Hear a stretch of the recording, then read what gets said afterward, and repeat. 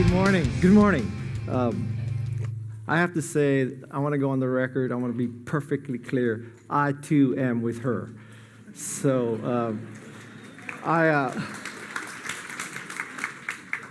it's not because I have a daughter. I do have a daughter, but it goes deeper than that. And frankly, if I were to tell you as entrepreneurs, entrepreneurs always see lots of threats on the horizon. Lack of capital, lack of venture capital activity, lack of liquidity, lack of IPOs. I think the biggest single threat to entrepreneurship is Donald Trump. So let just be perfectly clear. I hope you all tweet that. And if people start unfollowing me, I don't care. That's how strongly I feel. So end of my editorializing. Actually not, I will continue to do that. But so I have 14 minutes and 11 seconds. I'm going to give you a 45-minute speech in 14 minutes and 11 seconds. Of course, if I go long, what are they going to do? Like not invite me back next year? So, right, what can they do? We're already running late, so what the hell? So I'm going to give you the lessons of Steve Jobs. These are the entrepreneurship lessons that I learned from Steve. I worked for Apple from 1983 to 1987, and then 1995 to 1997. I worked in the Macintosh division, arguably the largest collection of egomaniacs in the history of California. And that's saying a lot, because we have a lot of egomaniacs in California. The Macintosh division probably held that record for about 30 years. Facebook recently broke it, but we held the record for 3 decades. You've probably seen many high-tech speakers, and so have I. And I will tell you, with rare exception, there are 2 things about them. First, they suck. Second, they go long. It's a deadly combination. If you suck and you're short, it's okay. If you're great and you're long, it's okay. But if you suck and go long, that's a bad thing, okay? It's like being stupid and arrogant. And so I use the top 10 format so that in case you think I suck, you know approximately how much longer I'll suck, okay? So these are the top 10 lessons that I learned from Steve Jobs. Lesson number 1 is that customers cannot tell you what they need. Customers can only describe the current status quo, and they want it to be better, faster, and cheaper. They cannot describe true revolutionary change, true innovation. So it's very dangerous to ask customers, what should we do? If you think about it, with Apple, back in the mid-'80s, when we asked our customers, what should we do? They said, bigger, faster, cheaper, Apple II. Nobody said, make an incompatible computer with no software, no programming languages, too small a disk, not enough RAM, piece of crap. Nobody told us to do that. That's what we did. Customers cannot tell you how to innovate. Next thing is innovation truly happens on the next curve, not on the curve we're on. And I like to use a very analog example. This is the ice business. There used to be an ice harvesting business. Late 1800s, early 1900s. This meant that Bubba and Junior would go to a frozen lake or a frozen pond with a saw, with a sleigh and a horse, cut blocks of ice. 30 years go by, Ice 2.0. Now we have an ice factory. You freeze water any time of year, any city. Hallelujah, right? It doesn't have to be winter. It doesn't have to be cold. You could do this in Honolulu. You could do this in Singapore. You could do this in Sao Paulo. Life is good, so much better. Ice 3.0, now you have the refrigerator curve. It's not freezing ice centrally and being delivered by the iceman in a truck. Now you have your own personal ice factory. It's called a PC, a personal chiller. The great thing about this example is that none of the ice harvesters became ice factories, and none of the ice factories became refrigerator companies, and none of the refrigerator companies are becoming biotech companies, because most companies start on the curve and die on the same curve. They define themselves in terms of what they already do, as opposed to the benefits they provide. The factory, the refrigerator, the harvester all provided the same benefit, convenience and cleanliness. So the benefit is the same. So you would think that if you are the ice harvester and you learn about an ice factory, you would jump to the next curve. Doesn't happen. You would think if you're the ice factory, you hear about the refrigerator, you would jump to the next curve. Didn't happen. How many of you use a Kodak camera today? How many of you use a Polaroid camera today? How many of you use a Data General computer? How about a Remington Rand typewriter? How about a Smith Corona typewriter? Because companies don't jump to the next curve. The real action is on the next curve. Number 3, I'm going to bastardize the central concept of Eric, who I admire greatly. In fact, I go beyond admiration of Eric. I'm jealous because he sells more books than I do. And I realize that he has this great concept of the MVP. But I think we need to up our game. And I'm going to add 2 more V's, okay? So the first V that I want to add is that it's valuable. Because you can have a company that is viable, but is not doing something that's valuable. And the third V that I want to add is that it is validating. That is, it is a piece of data, it is a prototype, it is a product or service that validates the vision. So now you have to make something that is viable, valuable, and validating. Macintosh was all 3. It was viable, validating, and valuable. It changed the world.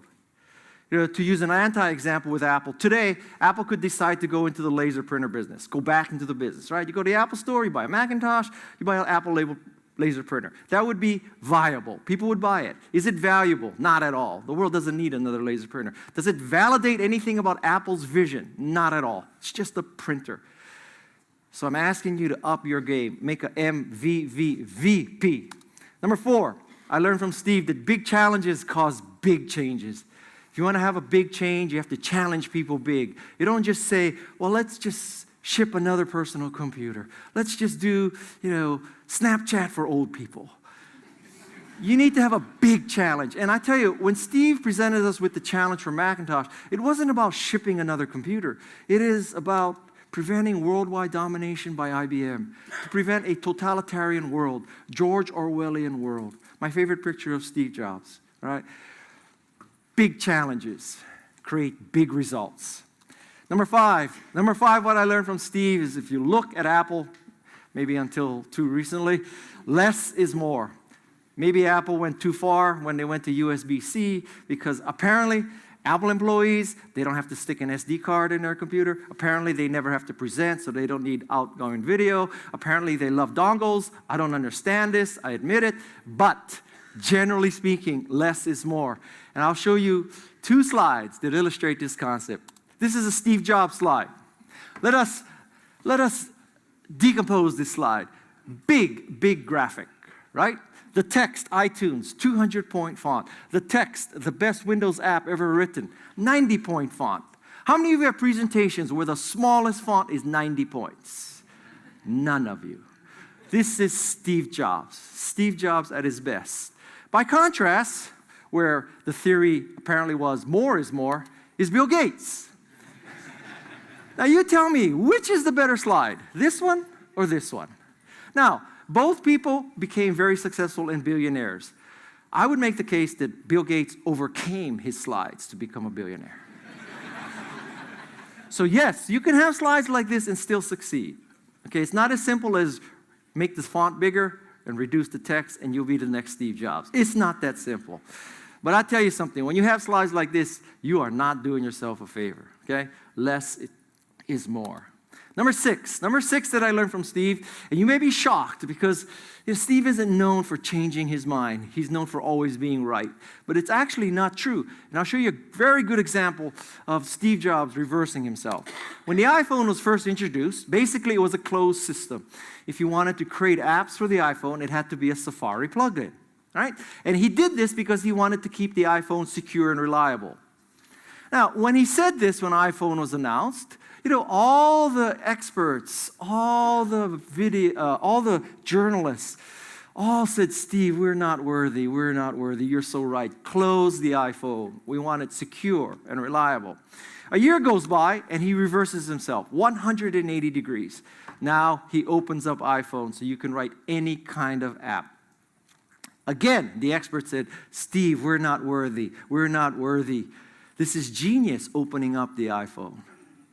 The message here is that Steve changed his mind. He changed his mind and he completely reversed a huge policy. Changing your mind is a sign of intelligence. It is not a sign of stupidity. It is not a sign that you made a mistake. It is a sign that you are intelligent. Number 7 that I learned from Steve is that engineers should be treated as artists. This is a picture of Burl Smith, the analog engineer for the Macintosh division. Steve had a very, very special relationship with engineers because he realized engineers are the major means to the end. That For all the vision and all the passion and all the design sensibilities, you need engineers. I think in a startup, there are only two real functions, right? Somebody's got to make it, and somebody's got to sell it. That's it. Everything else is bullshit, right? You make it or you sell it. That's it. And in this process, the people who make stuff, like Burl, like Andy Hertzfeld, like Steve Capps, they are artists. You should treat them as artists. Number eight. Number 8 is all the marketing you ever need to know as an entrepreneur. Very simple graph. This graph has 2 axes. Uniqueness going vertically, value going horizontally. If you've ever worked for McKinsey, if you've ever been through a McKinsey pitch, I'm telling you this is a 2x2 matrix. You want to be in the upper right-hand corner. McKinsey would charge you $5 million. I'm giving it to you for free, okay? You want to be in the upper right-hand corner. Let's go through all 4 corners. The bottom right corner is I call the Dell corner. In the Dell corner, you have something that's useful, that's valuable, but it is not unique. In that corner, you always have to compete on price. Right? So this is Dropbox competing with Microsoft, competing with iCloud, competing with Google. It's all about kind of the same thing. In the cloud, you have to compete on price. You can make a lot of money there. Dell did it. But you're always competing on price. In the upper left-hand corner, you have something that's truly unique, but it is of no value. In that corner, you are just plain stupid. Okay? The bottom left corner is even worse. The bottom left corner is what I call the .com corner. In that corner, you are not unique and you're not valuable. You're selling dog food online. The problem with selling dog food online is that it wasn't very valuable. Because yes, you could discount the dog food, the price of the dog food, but then you had to add back shipping and handling, and then someone had to be at home when UPS dropped off the dead cow in the can. So it wasn't convenient, just as expensive, not valuable. And then it wasn't unique because stupid people like me in Silicon Valley, we funded Pets.com, MyPets.com, ePets.com, LastMinutePets.com, right? The pitch, I'll give you the pitch so that you never use a pitch like this. 300 million Americans, 1 in 4 owns a dog. 75 million dogs. Each dog eats 2 cans of dog food per day. 150 million cans of dog food per day, total addressable market. With my rock star programmers, who I met one weekend when we were all drunk, with my rock star programmers, how hard could it be to get 1% of this huge market? 1% of 150 million cans of dog food per day, 1.5 million cans of dog food per day. Conservatively speaking, multiply that by 365 because dogs eat every day. This is not B2B, this is B2C. Or more accurately, it's B2D. So that's why there was Pets.com, MyPets.com, ePets.com, LastMinute.com. Don't you ever dare do a 300 million Americans, 1 in 4 owns a dog. All I need to do is get 1%. I know you do that. I know you do that. How many of you don't do that? Okay, these are the liars in the audience. The corner you want to be in is this upper right-hand corner. In that corner, you are unique and valuable. I think of the first iPod. It was unique. It had a user interface, a click wheel. People could comprehend that interface. It was also unique because it was the only way you could buy music cheaply from large brands, easily. It was unique and valuable. This is the holy grail of marketing. If you're an engineer, you build a product that's unique and valuable. If you're a marketeer, you convince people that what you have is unique and valuable. Number 9. Number 9 is that innovators have to ignore naysayers. They have to ignore naysayers. You know, I think that there are 2 kinds of naysayers, or what I call bozos. 2 kinds of bozos in the world. One bozo, slovenly, disgusting, body odor, pocket protector, Japanese watch, rusty car. You look at that person and you say, you're a loser. That is not the dangerous bozo, because only a loser listens to a loser. The dangerous bozo dresses in all black. The dangerous bozo owns a lot of things that end in I, like Armani, Maserati, Lamborghini, Ferrari, right? Audi's okay. So this is the winner bozo, the winner bozo. This is the dangerous bozo because you think rich and famous parses to smart, but rich and famous parses to lucky half of the time. If rich and famous always parse to smart, then we should listen to Tom Cruise about spirituality. We should listen to Kim Kardashian about raising a family, okay? This is the danger. So I think that cluelessness, bozosity is like the flu. How do you prevent the spread of this? You inoculate yourself. You need a little bit of bozosity so that when you encounter big bozosity, you've built up the resistance. I'm going to give you some exposure to bozosity. I think there's a world market for 5 computers. Thomas Watson, chairman of IBM. 5 computers. I have 5 Macintoshes. I have all the computers in the world in my house. This telephone has too many shortcomings to be seriously considered as a means of communication. The device is inherently of no value to us. Western Union Internal Memo, 1876. 1876, Western Union wrote off telephony. Oops. You know, it could be Bitcoin, it could be Square, it could be PayPal, but nope, you know, can't jump to the telephone curve. How are you going to jump to the internet curve? There's no reason why anyone would want a computer in their home. Ken Olsen, great entrepreneur, founder of DEC. So successful on the mini computer curve, he could not embrace the personal computer curve. This is if you owned the most successful ice factory, how likely were you to embrace the refrigerator curve? If you had the most successful film business, how likely are you to embrace the digital photography curve? Don't let the bozos grind you down. I wish I could tell you that whenever someone tells you you'll fail, it means you'll succeed. It's not that simple. But if someone tells you you'll fail and you don't try, you'll never know, and you will fail. That's the test. Number 10 is the most important thing I learned from Steve ever, which is some things need to be believed to be seen. Most people, when they approach this, they think of the opposite. If I see it, I'll believe it. You people, you have to think like this. If people believe it, they will see it. My job as a Macintosh software evangelist was to get people to believe in a platform with no installed base, no tools, yet to buy a $10,000 Lisa to write software for this other computer. I had to make them believe that Macintosh was good news. It would increase people's creativity and productivity.